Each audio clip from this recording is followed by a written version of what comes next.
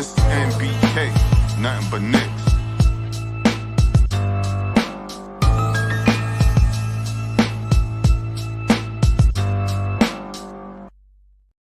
Knicks family, what's poppin'? It's your boy.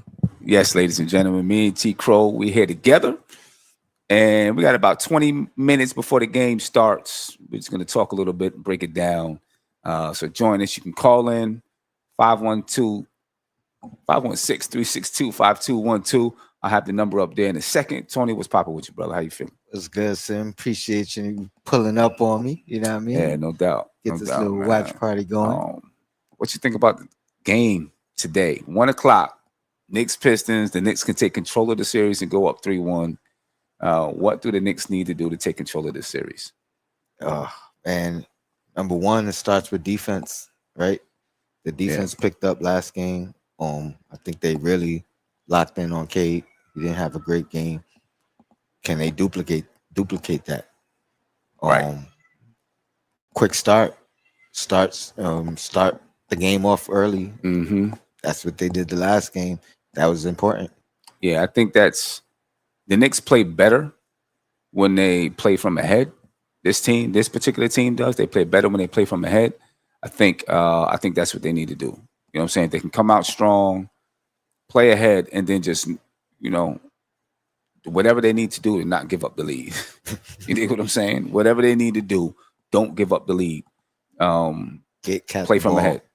Get Cat the ball. Get Cat the ball, no doubt. Get Cat the ball. Let him dominate where he can dominate. Stay away from too much one-on-one with Brunson until we need it, maybe last 6 minutes of the game. Mm-hmm.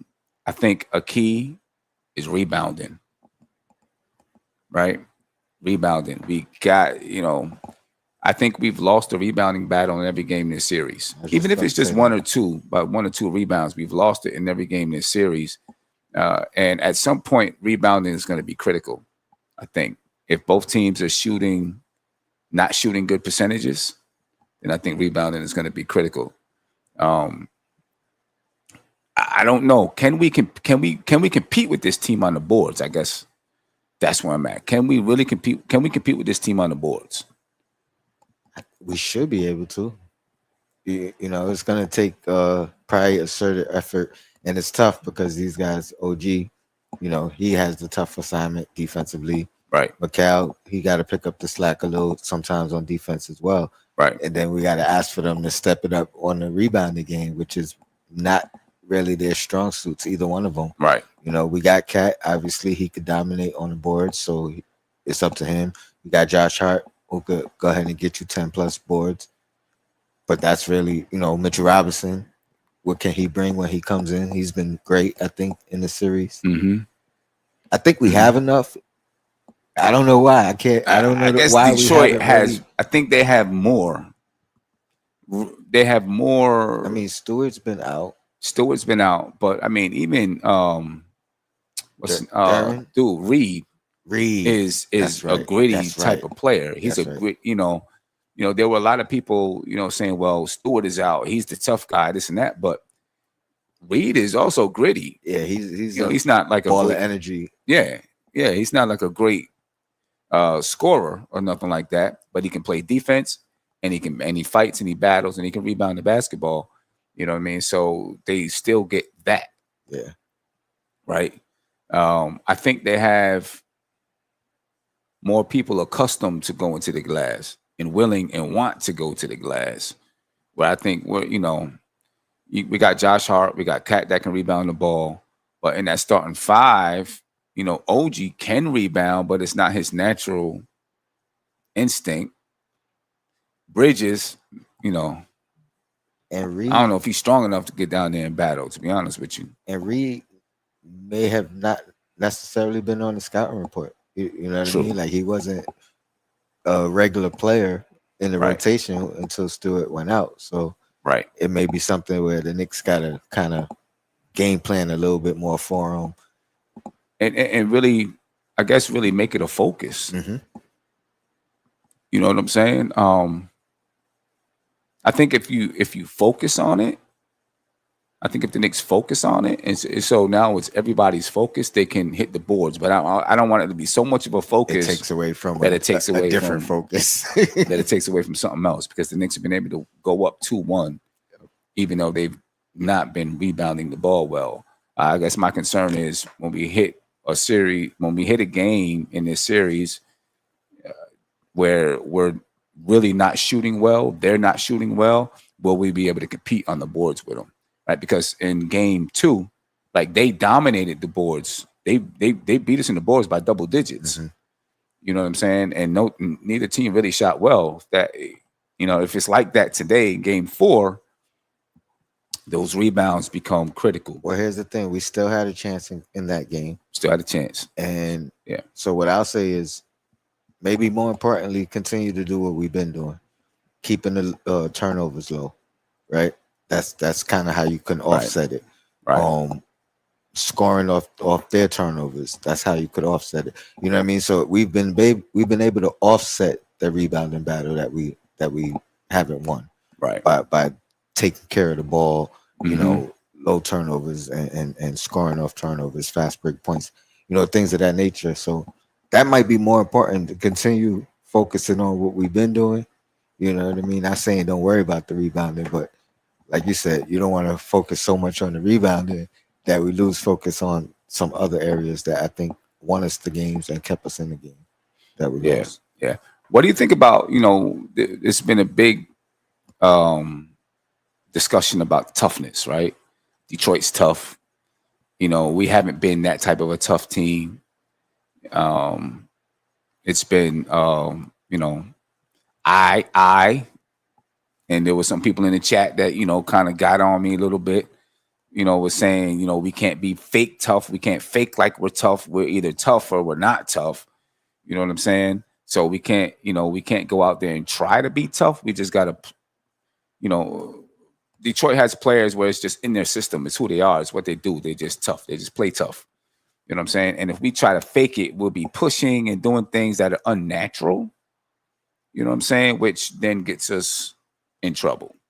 You know what I mean? I think when Cat was pushing, whoever, Paul Reed or whatever, to me, it was him kind of trying to be tougher, but just in the wrong way, because he's pushing with his arms, and he's just not used to playing that style. That's not how he normally plays. Here's what I say. I rather him do that than the opposite. Like when the incident happened with Gobert and Draymond, you could really see Cat wasn't very aggressive in his help in his defense of the teammate. He was kind of passive in his defense. So I rather him, even if it's, I'm not gonna say fake, even if it's a little unnatural. You know what I mean? I rather him take that approach than take the passive approach, because that gets recognized. Okay. Right. You know what I mean? Right. And then, right. You know what I mean? So it's and that's the thing. Like, as long as he's not soft, I don't care. He don't got to be tough. You know what I'm saying? Like, just don't be soft. I think there's a middle ground that people like to label people as soft when they may not be soft. They just, you know what I mean? They're just not aggressive. Right. That don't mean they're soft. So I think there's a fine line. Yeah. And I mean, the thing is, the Knicks are up 2-1. So I guess you don't want to, I felt like last game they tried, like, at least Cat, just tried to be a little tough. I do like that he stood up for Mitchell Robinson. I don't want him getting text though, because we need him in the game. Exactly. Just use your verbals. And you know what I'm saying, don't put your hands on anybody. Here's the thing, I expected to get chippier. Oh yeah. You know what I mean? Like, the refs have definitely let the games get a little physical from the beginning of the series. So they may adjust. They may start to call it a little tighter from the jump, just so it doesn't escalate. Right. And I also think I said it on your last show. When it comes down to like Paul Reed and wanting to be an agitator, you know, it's definitely more beneficial for him to get Cat to get a tech, and you know what I mean.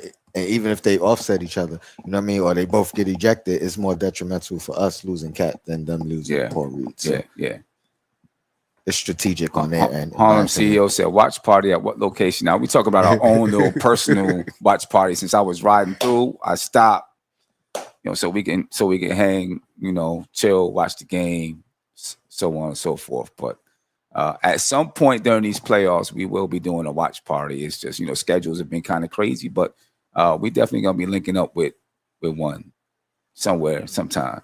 And you know what I did want to do? I wanted to find out how many people in the chat are from Rochester. So, how many people from Rochester? Upstate New York. Rochester, Utica, Albany, Syracuse, Poughkeepsie. How many people are from those areas? Just blurt it out there where you're from. You know what I'm saying? Just let me know where you're from. Brunson has been he's been good throughout the series, right? I don't want to say hijacking, but sometimes, shooting, we're like, oh, maybe we need to pass the ball a little bit more. But he's stepped up when we need him to step up. You know what I mean? You expect the same from him today. Do you see them trying to do anything to get the ball out of Brunson's hands and make it run through somebody else? I think in the last game, the Knicks did a good job of letting Mikal Bridges, handle the ball some. So you were saying do something? You're asking about the Knicks? No, or Detroit. Will they do anything to try to take the ball out of Brunson's hands? I think I hope they do. I think it's more beneficial for us, honestly. When Brunson gets to play a little bit off ball, when the offense gets another look where we got to figure out how to utilize each other a little bit more. Right. Like I think all those things work in our favor. Right. And it lessens, like you said, those moments where it looks like Brunson's hijacking the offense as opposed to I playing think, within the offense. Yeah. I think if they do, I think it'll hurt them. If they try to, let's say they try trapping high to get the ball out of Brunson's hands. I think that's going to leave. We have, if they're trapping high, that's going to leave 4-on-3, right? Which now we have too many offensive players. Now I will say their defense rotates. It's good. They move, they hustle, they scramble to get back. Even covering the 3-point line, when they do double and the ball is swung around the perimeter, the recovery. You know what I'm saying? They recover. You know what I'm saying? And it makes it hard for the Knicks to get off clean shots.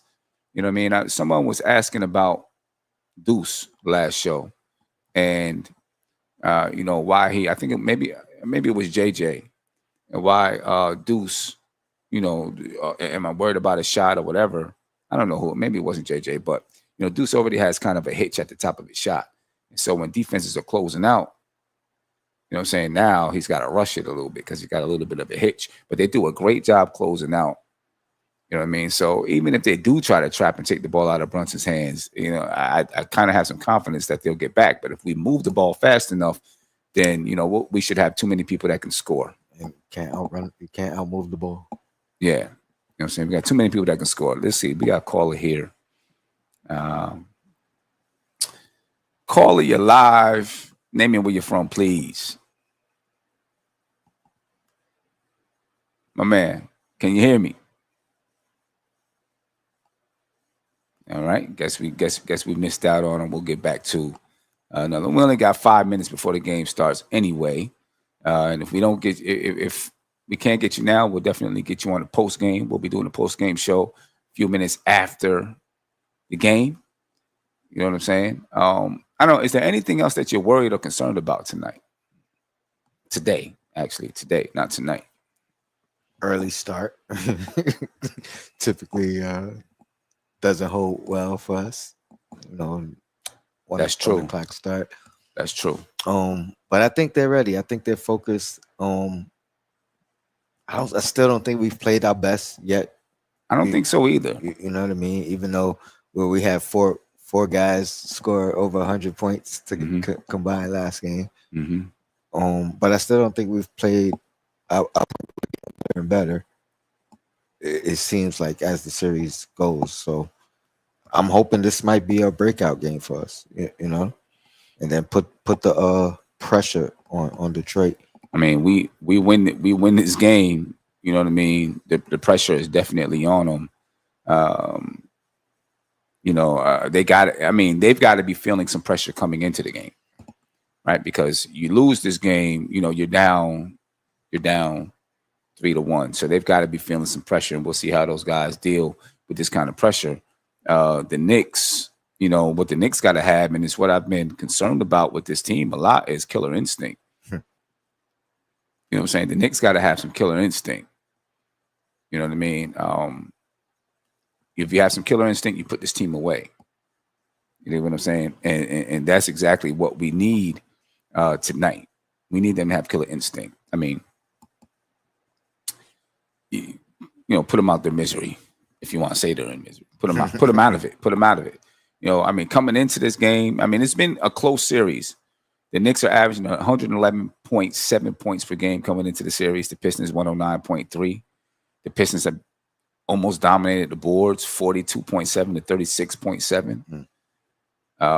Assists, the Knicks not getting the same number of assists they were getting in a regular season. We were used to this team, you know, having close to 30, you know, somewhere up to like 30 assists per game.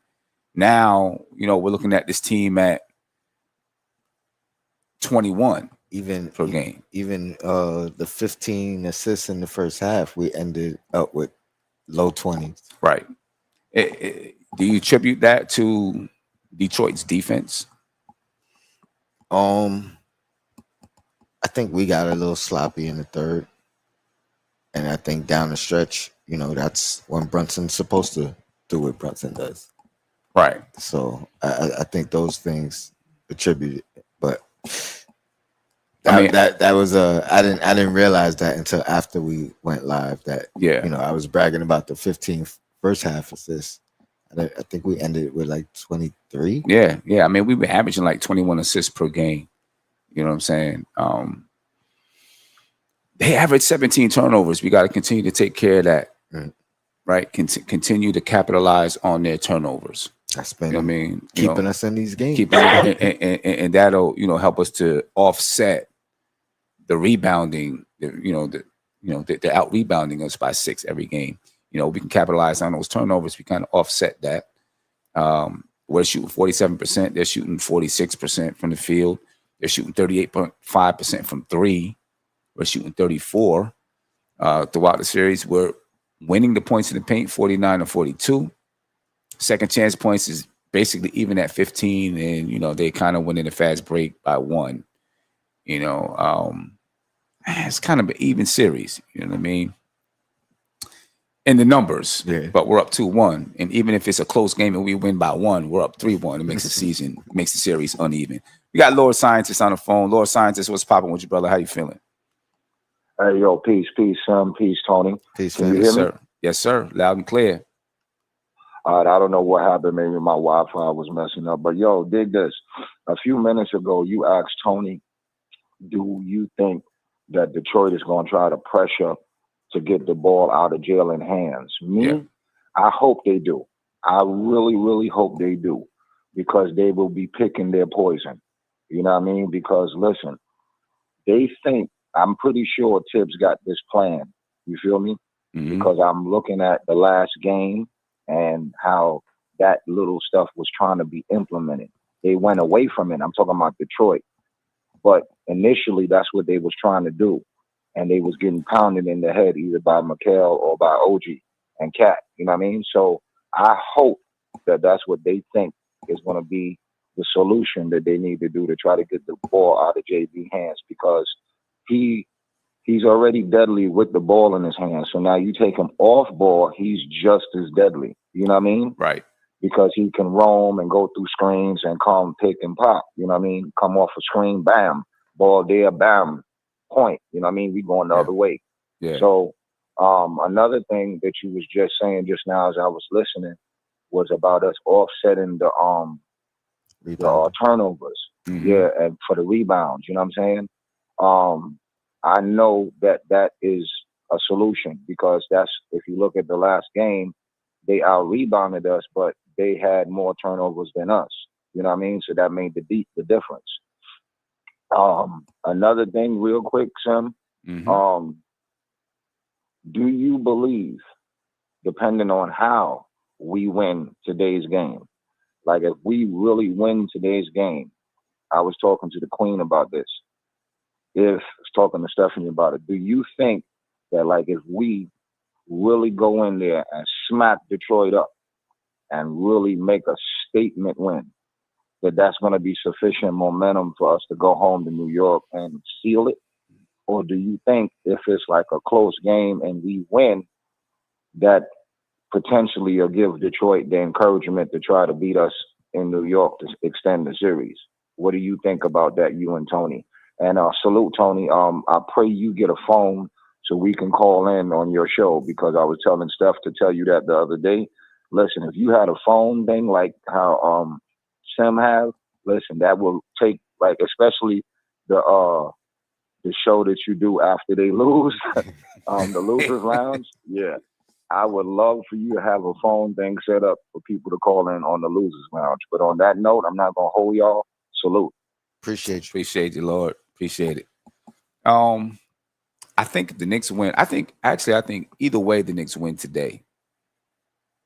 If the Knicks blow them out, which I don't think is going to happen, but if they blow them out, I think it definitely it gives the Knicks momentum coming home. You coming home, you got your crowd, blah blah blah, and now it might indicate that the Pistons have kind of maybe laid down or have realized that they can't beat us.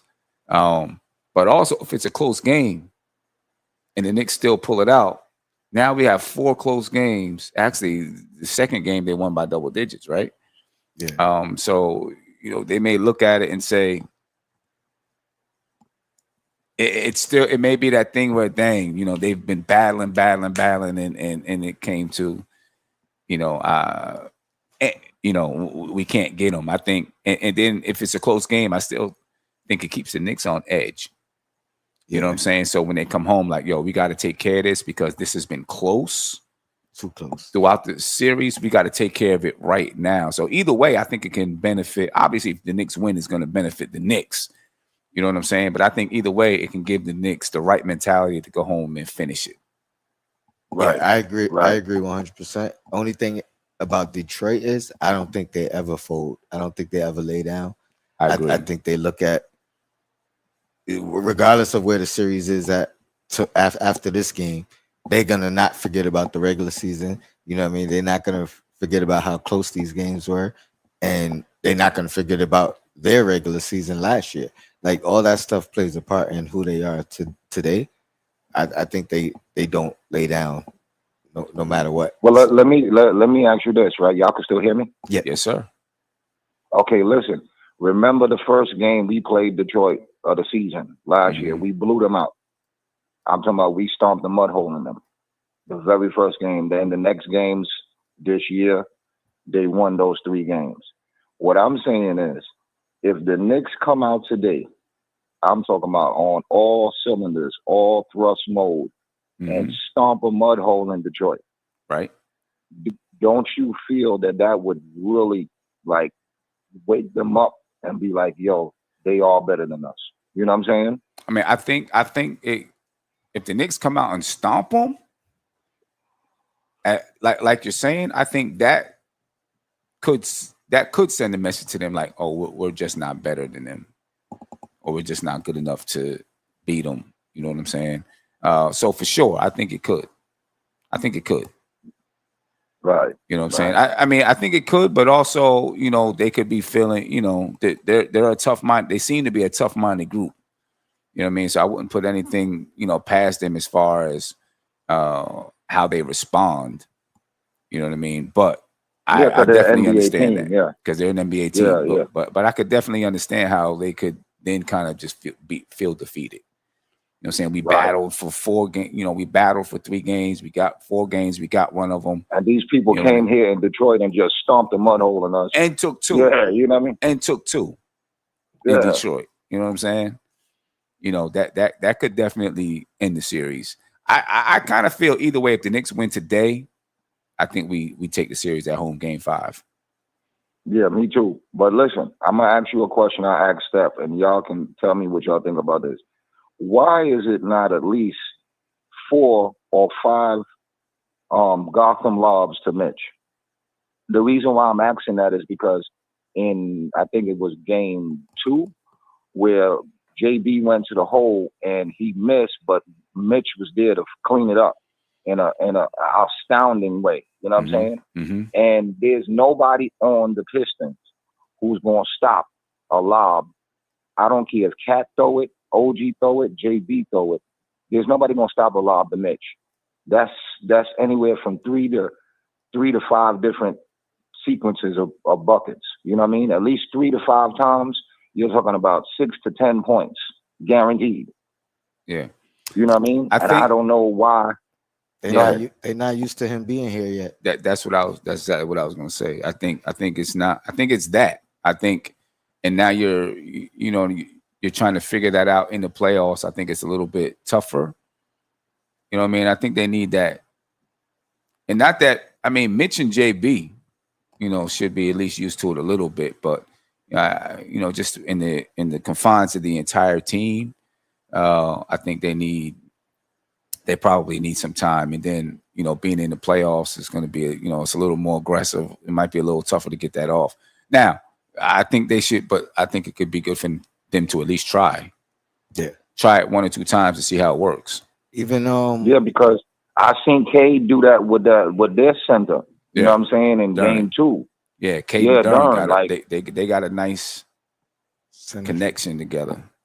I remember one play. I think it was Josh Hart. He threw a bounce pass to Mitch. I think Mitch still scored it, but you could see Josh Hart saying next time I'm gonna throw it up. You know what I mean? Like it's just about reps. You know what I mean? They got to get used to him being back. The only other person on this team that caught lobs was Sims, and I think even with him it was underutilized. So again, it's not something that's been in the repertoire without Mitch for it to be natural. Right. Yeah, I mean, but that's definitely something that can that's definitely something that could help expand the offense, though, without a doubt. Yeah, because especially when Mitch doing everything he doing on the other end, and then he get the steal or whatever, man, give it to him, man. He's there. He can anything up there. Ain't nobody jumping up there to get that. Yeah, I feel you on that. Lord, I pray Tibbs is listening. Yeah, I pray Tibbs is listening. I mean, he ain't listening right now. He's on the sideline right now, getting ready. But somebody listening. Somebody listening who could tell Tibbs. You know what I'm saying? For sure. No doubt. Lord, I appreciate you, man. We're gonna go ahead and watch the game. We'll definitely be on after the game, though. Yes, sir. All right, I'll try to hit you then. All right, peace. No doubt. Peace. Let's go Knicks. Let's go. Yes, ladies and gentlemen, everybody on Twitter, everybody on YouTube, everybody on Facebook, shout out to everybody. You know what I mean? Make sure you join us after the game. We'll be live from Tony's spot, and we'll be taking calls. We're looking for a win. So we're expecting to have a good game, a lot of good comments, an excited fan base. You know what I'm saying? When we get back from the game. You know what I mean? Game is about to tip off. Knicks wearing blue. Pistons wearing white. You know what I mean? Traditional colors for home and away. But I'm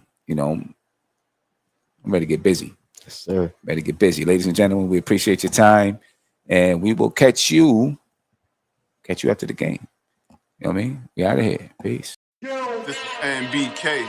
Nothing but Knicks. When Sim passed the assist, you know that it's #1 show that breaks down the game. If you can't play defense, stay out my way. Dribble the ball, come down the lane. 5 seconds on the shot clock. Who gon' win us the game? You wanna hear Nick updates and trade rumors, post-game reviews, this the place to tune in. So tell a friend just to keep the ball moving. Like the page if you feeling the movement. Every game we coming to win. Give us a sob like a player that came off the bench. This is NBK, nothing but Knicks.